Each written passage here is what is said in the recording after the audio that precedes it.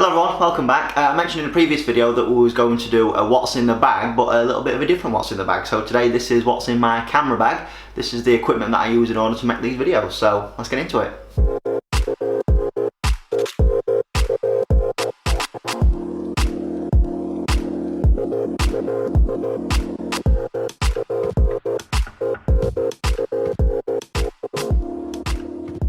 Hello everyone, welcome back. Like I said, in today's video we're looking at the kit that I use in order to film these golf videos. So I think first things first, let's have a look at the main bit of kit itself. Let's have a look at my camera. I'm going to have to switch onto my phone in order to film the camera, so I'll do that now. Right, so this is the bad boy. It is, by name, a Panasonic HC-VX980. Now I know that won't mean a lot to you guys, it don't mean that much to me.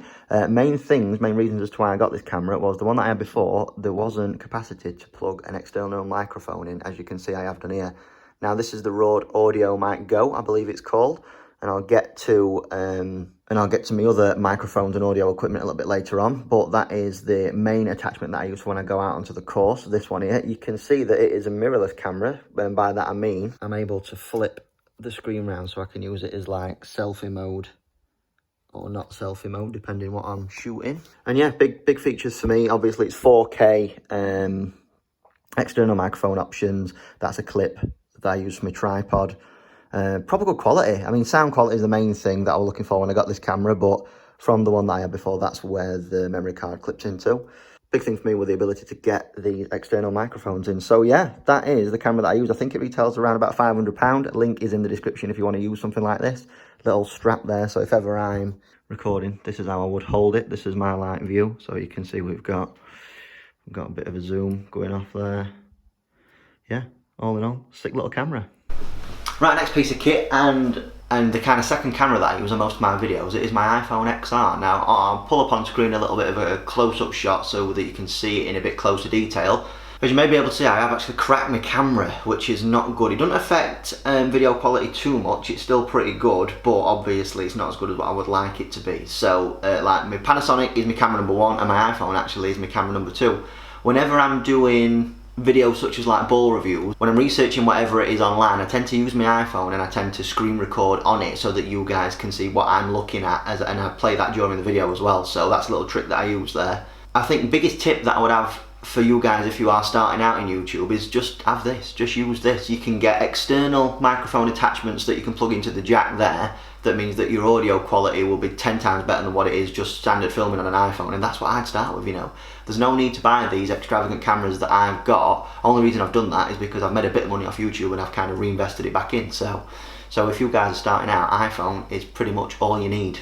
Again, like I said with my camera, my main camera, everything that I use is linked in the description below. So if you want any of this kit, like the iPhone XR, everything that I use is linked in the description below. So that's my second piece of kit, that is the iPhone XR. Next up, this is my favourite thing. This is my favourite piece of kit that I own, and it's my drone.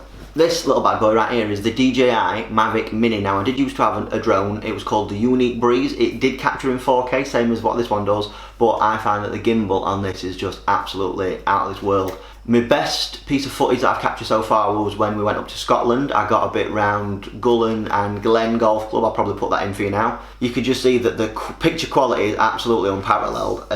Ease of use when it comes to this thing, the DJI, is just ridiculous. I'll show you how it works. So you get a little box that it comes in. This includes battery charging pack and remote control. The remote control, super simple to use. You flick your antenna up like that. You open it out, you clip your phone in, like so, and then there is a connection cable that you plug into the jack on your iPhone. You stick that in, you go on the DJI app, and then from there you're able to fly it, and you can see the camera footage on your screen as you're flying it. It's an unbelievable piece of kit. So that's super useful for me because in golf we get some tremendous opportunities to do some really good flyovers on golf courses, and this was something that I was really fancying for quite a long time. Don't regret buying it whatsoever, it's a superb piece of kit. So that is my drone, DJI Mavic Mini. Obviously there are different DJIs, I think there's Mavic Pro being the main one that are out there. For what I use this for, the Mini is more than enough for me. And I couldn't justify spending, I think it was £900, £1,000 on a Mavic Pro, so that's the reason why I've got Mavic Mini and not any of the others. Mint.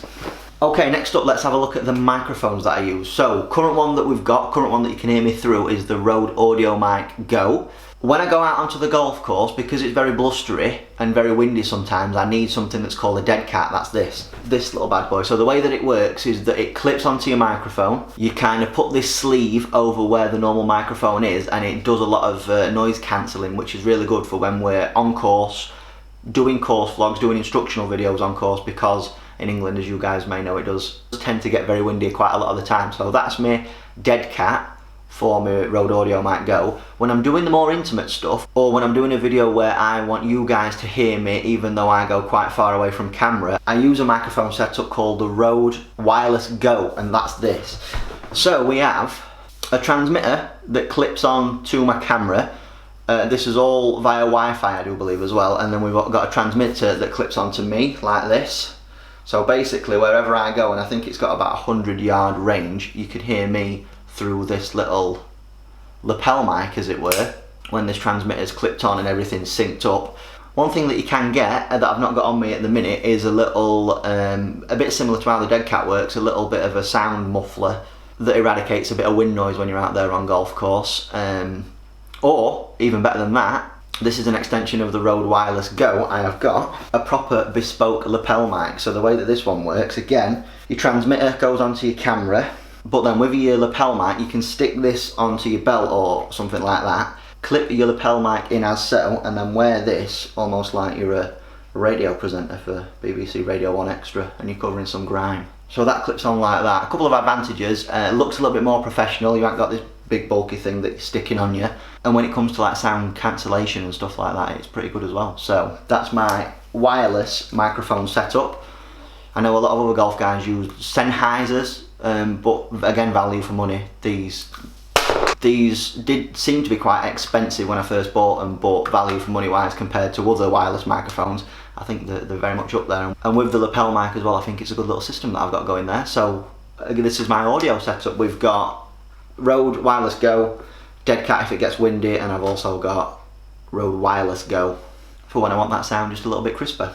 Right, next up, let's look at my iPad. So this is more like a teaching tool of mine. However, it is used in the videos. Whenever I record the FlightScope data, it's when I screen record on this and then I overlay that on screen for you guys. So not a main piece of kit that I tend to use in the videos, but it does come in handy for when I'm filming that FlightScope stuff. So this is not the newest iPad. I think it's like maybe 2 years old now, but it's got one of the newer chips in, meaning that it's really super fast, and memory wise I think it's about 32 gig, might even be 64, who knows. But yeah, important more so for golf coaching than anything else. Used in my videos also, iPad. Okay, next up, this is probably the most important piece of kit that I've got, and it could be the most underwhelming as well. It's my tripod.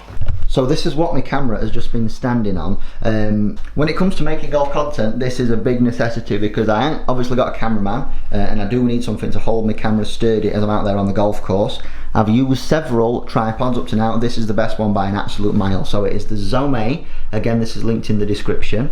It is by far the sturdiest. You can see that it's got real sturdy legs. It's also got this little bit of a clip here, which you can, once it's down fully, you can tighten that up so it stays a lot sturdier. Obviously adjustable legs, so when you're on undulating terrain you can adjust them, and it is all in all absolutely mint. You've got this little bit here, which if you loosen it, tighten it, that can change the angle of the camera. And the best feature of this, which secures the camera really well, as you can see that we've got this little bit of a clip that works like so. This attachment here goes onto the bottom of the camera, and then when you clip it in like that, you can see that it's mega secure. So camera screws onto that screw and then it stays on just like that.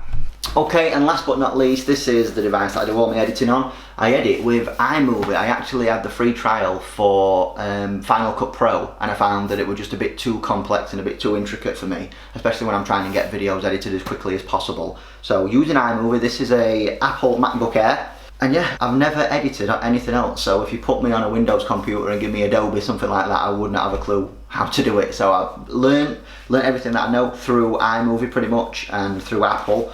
As you can see, I like to keep it consistent with my Apple products. It's really good for airdropping, so if I'm ever filming on my phone, it's super simple to just airdrop files straight to my laptop. Camera's really good in the sense that you've just got a SanDisk memory card that you eject, pop it straight into your computer. And yeah, the big thing for me is keeping it super simple. So even with my drone and stuff, again, that's a SanDisk that just goes straight into my laptop. I get all my files loaded up and then I just try and edit as quickly and as well as I can, because obviously quality is a big thing when it comes to my videos as well. So there you go, that's pretty much my whole setup that I use for filming and recording these videos. Obviously not necessarily a golf video today. There's been a couple recently that haven't been that much of golf videos. However, the golf videos will be coming back this week, so make sure you stay tuned for those. Obviously trying to get out a video a day during this lockdown. And yeah, if you've enjoyed this video, if you've enjoyed this little bit of a behind the scenes look into how I create these videos, please make sure you're doing the usuals of liking, sharing, subscribing. Until tomorrow's video, I'll see you there. Take it easy. Laters.